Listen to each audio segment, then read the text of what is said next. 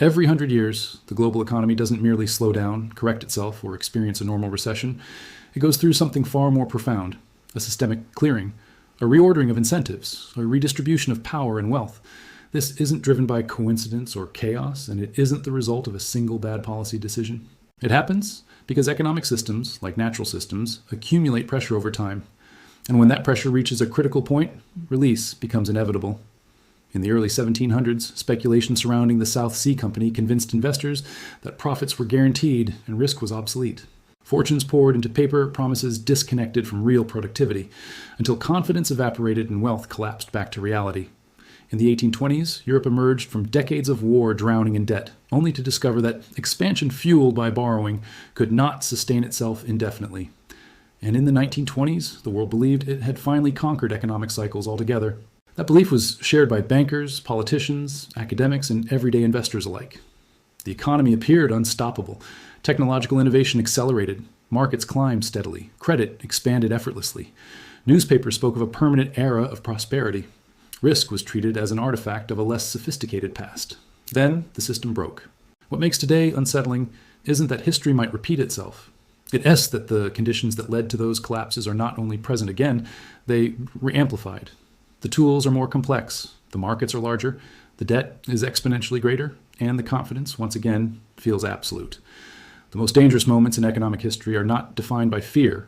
They are defined by comfort, by consensus, by the belief that safeguards exist to prevent the past from recurring. In 1926, the economy felt stable precisely because it had been stable for so long. Today, that same logic dominates the global mindset. Central banks are trusted to intervene. Governments are expected to act. Markets are assumed to recover.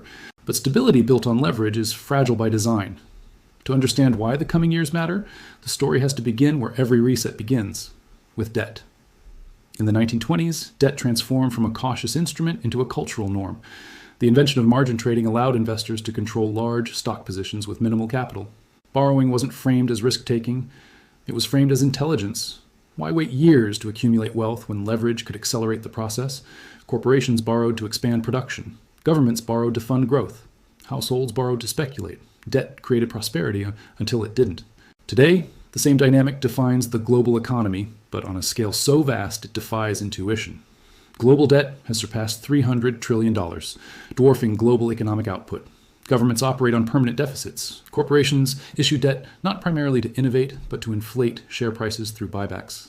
Consumers rely on credit cards, auto loans, student debt, and mortgages simply to maintain a basic standard of living. Debt is no longer a tool used by the system. It is the system. The problem is not debt itself. The problem is the relationship between debt and growth. As long as economic output grows faster than the cost of servicing debt, leverage appears sustainable. But when growth slows, as it inevitably does, debt doesn't shrink. It compounds. Interest accumulates. Refinancing becomes more expensive, and the margin for error disappears. This is what economists describe as a debt supercycle. These cycles unfold over decades, not years. They create long periods of apparent stability followed by abrupt transitions. And history shows that once a supercycle reaches maturity, it does not unwind gently. In the late 1920s, warning signs were already visible beneath the optimism. Productivity gains slowed, wage growth stagnated, inequality widened, asset prices surged far beyond underlying economic output.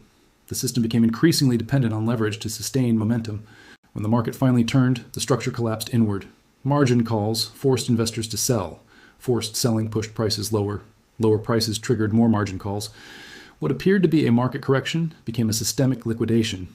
The critical lesson is this: leverage doesn't create collapse, it accelerates it. Modern financial systems are even more leveraged, even more interconnected, and even more sensitive to interest rates than their predecessors. After every major crisis in recent decades, central banks intervened aggressively. Interest rates were lowered, liquidity was injected, markets were stabilized, but each intervention came with a cost. Every rescue required more debt than the last. Each recovery became weaker. Growth became increasingly dependent on stimulus rather than productivity. The system survived, but only by stretching the cycle further. Now, even small increases in interest rates strain the entire structure. Governments face ballooning debt service costs. Corporations see profits squeezed. Consumers pull back as credit tightens. Growth slows. Revenues decline. And suddenly, the math no longer works. When systems reach this stage, they don't collapse immediately. They transition. And before that transition becomes obvious, another signal always appears: euphoria. In 1926, economists argued that the business cycle had been eliminated. Markets were believed to be self-correcting. Risk was dismissed as outdated thinking. One famous declaration claimed stocks had reached a permanent plateau of prosperity. This wasn't ignorance, it was conviction. Today, that same conviction has returned. Markets rise on the assumption that every downturn will be rescued. Valuations stretch beyond historical norms. Innovation narratives justify infinite growth projections. Artificial intelligence becomes not just a tool, but a rationale for suspending traditional valuation logic altogether. Stock markets reach all-time highs even as real economic growth slows. Housing prices surge despite affordability collapsing. Financial assets appreciate faster than wages, productivity, or output. The gap between the financial economy and the real economy widens. This is not optimism. It is false euphoria. False euphoria is dangerous because it feels rational. Rising prices validate belief. Media reinforces success stories. Skepticism is framed as pessimism. And warning signs are dismissed because acknowledging them threatens comfort. Historically, extreme valuation environments do not trigger immediate collapse. They create fragility. They reduce future returns. They increase sensitivity to shocks. The higher valuations climb, the less margin for error remains. In the late 1920s, the real economy began weakening long before the crash. Employment quality declined, income inequality widened, consumption slowed, but markets continued rising, masking the deterioration beneath the surface. The same pattern exists today. Living costs rise faster than wages. Purchasing power erodes. Debt burdens grow heavier. But asset prices continue climbing, creating the illusion of prosperity even as the foundation weakens. This is the phase where cycles become irreversible. Because once debt reaches its limit and psychology reaches its peak, the system has only one option left. It must change the rules. Every major economic reset in history arrives at this exact moment. Not when markets first wobble, not when headlines turn negative, but when the existing framework can no longer reconcile its promises with reality. At that point, collapse becomes politically unacceptable, default becomes destabilizing, and austerity becomes impossible. So instead, the system evolves, quietly, structurally, through money itself. In the 1920s, money was still officially tied to gold. The promise was simple. Paper currency represented a fixed claim on a finite resource. That promise created trust. But by the mid-1920s, it had already been compromised. Governments had printed enormous sums to fund wars and reconstruction. Gold reserves no longer matched the volume of claims. Rather than confront the imbalance directly, policymakers chose gradual adjustments. Convertibility rules were modified. Capital controls were introduced. Withdrawals were restricted. None of this was presented as a reset. It was framed as stabilization. To the public, everything still looked normal. Markets were strong, prices were stable, confidence remained intact, until it didn't. When economic pressure intensified after 1929, the gold-based system proved too rigid to survive. Banks failed. Governments suspended convertibility altogether. The monetary anchor that once guaranteed stability became an obstacle. And with its removal, money was no longer a fixed claim. It became a policy tool. That moment did not destroy wealth evenly, it redistributed it. Those holding paper claims, tied to the old rules, saw their purchasing power erode. Those holding real assets, land, productive capacity, commodities, found themselves insulated, even advantaged. The reset wasn't chaos, it was transition. Today, we are approaching a similar inflection point. Modern money is no longer backed by gold, but by confidence in institutions and the ability of governments to service debt. As long as trust remains, the system functions. But trust is conditional. It depends on credibility, stability, and perceived fairness. Right now, that trust is being tested. Around the world, the architecture of money is changing. Physical cash is becoming less common. Digital payment systems are becoming dominant. Central banks are developing digital currencies that allow direct interaction with citizens' wallets. Cross-border trade is experimenting with alternatives to dollar settlement. Energy markets are diversifying payment structures. None of this is marketed as a reset. It's marketed as progress, efficiency, transparency, security. But structural change does not need dramatic language to be transformative. When money becomes programmable, its behavior can be guided. When money becomes digital, access can be controlled. When monetary systems gain flexibility, the rigidity of past promises disappears. This is not inherently good or evil. It is simply power shifting from decentralized trust to centralized design. And the most important consequence of this shift is not volatility, it is purchasing power. Resets do not erase numbers on screens. They redefine what those numbers can buy.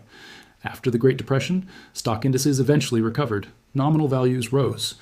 But the real value of wages, savings, and fixed incomes lagged for years. Many people technically regained what they lost. Long after the opportunity cost had already passed, time itself became the hidden tax. That pattern repeats in every reset. Inflation does not announce itself as confiscation. It arrives as normalization. Prices rise, standards adjust, expectations reset lower, and slowly, quietly, yesterday's savings purchase less of tomorrow's life. This is how wealth transfers occur without visible collapse. Those dependent on fixed claims, salaries, bonds, cash savings, absorb the adjustment. Those positioned in assets that adapt to changing monetary conditions preserve value. The system survives. The distribution changes. This is why panic is the wrong response. Resets are not moments to flee blindly. They are moments to reposition deliberately. History shows that the greatest wealth creation occurs not during booms, but during transitions. But that wealth does not accrue evenly. It flows toward those with flexibility, patience, and resilience. Liquidity becomes optionality, not because cash is immune to devaluation, but because it allows choice. During periods of stress, forced selling destroys value. Those without liquidity are compelled to act at the worst possible moment. Those with liquidity can wait. They can observe. They can deploy capital when fear replaces confidence. At the same time, resilience matters more than returns. Paper assets rely on systems functioning exactly as designed. Stocks depend on earnings, credit conditions, and investor sentiment. Bonds depend on fiscal discipline and monetary credibility. Cash depends on trust. Hard assets depend on utility and scarcity. Land does not vanish when currencies change. Productive resources retain relevance regardless of monetary regimes.